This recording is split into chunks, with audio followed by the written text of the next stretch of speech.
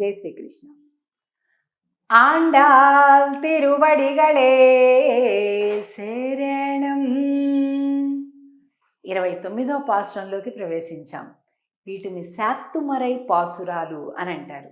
ఆ పాసురంలో ఏమని ప్రార్థిస్తున్నారంటే వాళ్ళు ఎలా వచ్చారు, ఏం చేశారో మొత్తం విడమరచి స్వామికి, ఎందుకంటే స్వామితోటి పూర్తిగా ఒకటైపోయారు. ఇప్పుడు రెండుగా లేరు, ఒకటిగానే ఉన్నారు. ఫలశ్రుతిని చెప్తున్నారు ఈ పాసురం రోజు. పాసురాన్ని చూద్దాం.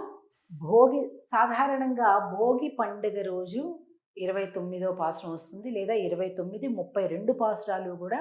ఒకవేళ మనం భోగి రోజునే కళ్యాణం చేసుకునే మాట అయితే ఆ రోజే 2 పాసురాల విన్నపం కూడా మన పెద్దలు చేయమని అట్లాగా ఆజ్ఞాపించారు కనుక అలాగ కూడా చేసుకోవచ్చు.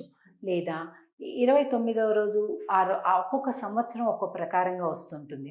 29వ రోజు 29వ పాసురం సేవిస్తాం, 30వ రోజు 30వ పాసురం సేవిస్తాం. ఒకవేళ మనకి 29వ పాసురం రోజే భోగి పండుగ వచ్చి కళ్యాణం చేసుకునేట్టయితే రేపటి రోజు పాసురాన్ని కూడా మనం ఈ రోజు పాసురంలోనే కలుపుకొని అర్థాన్ని అనుభవించటం, అలాగే చెప్పుకోవటం, అలాగే హారతలు ఇచ్చుకోవటం ఇలా ఉంటుంది. మనం 30 రోజులు కూడా ప్రతిరోజు కూడా మొదటి పాసురం నుంచి ఈ 29, 30 పాసురాలను మనం మంగళహారతులుగా ఇచ్చుకోవాలి. సరే, పాసురాన్ని చూద్దాం.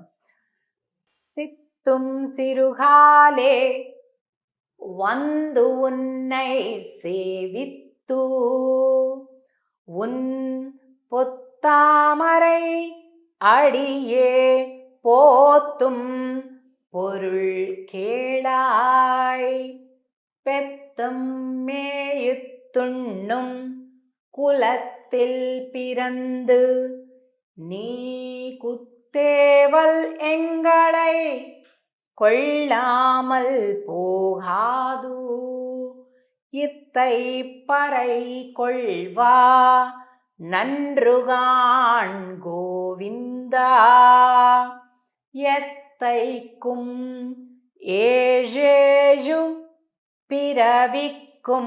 చాలా ముఖ్యమండి ఈ పదం. 7 జన్మల సంబంధం నీది మాది స్వామి అని చెప్తున్నారు.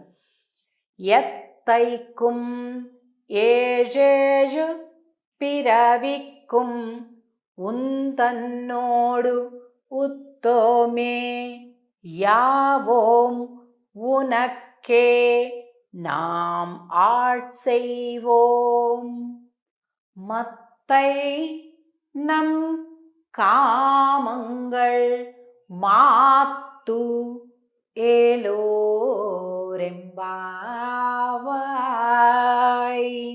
ప్రాతక సిత్తుం సిరుకాలే, పొద్దున్నే బ్రాహ్మీ ముహూర్తంలోనే వందు ఉన్నై సేవిత్తు, నిన్ను సేవించుకోవాలని చెప్పి వస్తున్నాం స్వామి.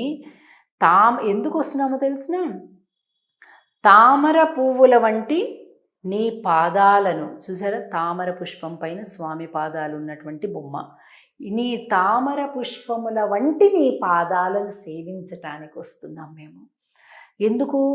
బంగారు ఛాయ కలిగిన నీ పాదాలకు మంగళం పాడాలి అని వచ్చాము.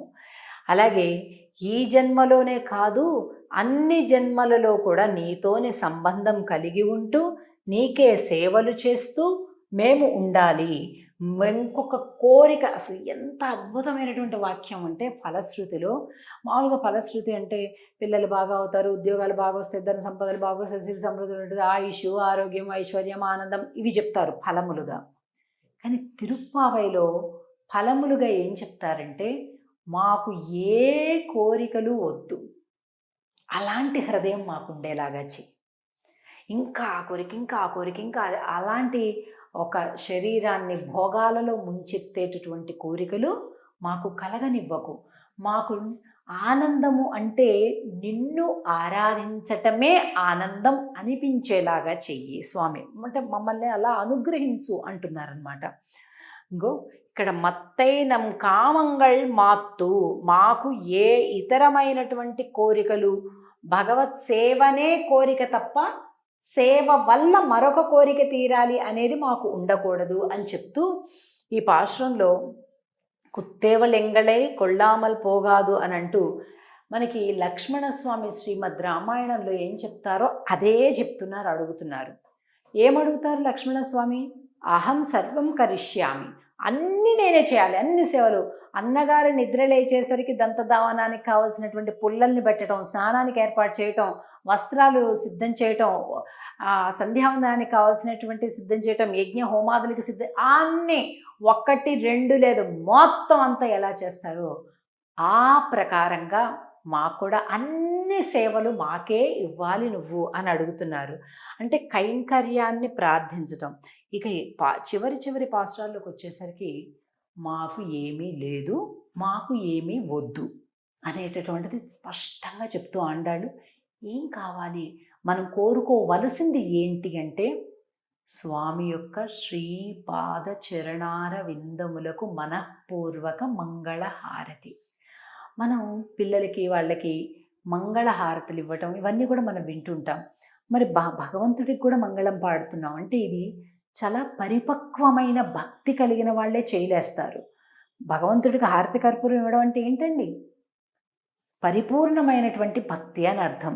కాబట్టి ఇదిగో ఈరోజు అందరూ సేర్తి అంటారు దీన్ని, అంటే అందరితో కలిసి మంగళం పాడటం. అందుకే ఎప్పుడు కూడా మనం మన స్నేహితులతోటి, బంధువులతోటి, పక్కింటి వాళ్ళతోటి, ఇంకొకళ్ళతోటి మనం ఇంట్లోనే ఉన్నామనుకోండి, ఆ రోజు ఇంట్లో ఉండే వాళ్ళందరినీ కూడా భగవంతుడికి హారతి ఇచ్చేటప్పుడు పిల్లల్ని పిలవటం, భర్తని పిలవటం, అత్తగారులను పిలవటం, తల్లిని పిలవటం, అందరినీ ఎంతమంది ఆ సమయంలో పని వాళ్ళు కూడా ఉన్నా ఎవరన్నా సరే అందరినీ పిలవాలి. పిలిచి చక్కగా మంగళ హారతులు ఇవ్వాలి.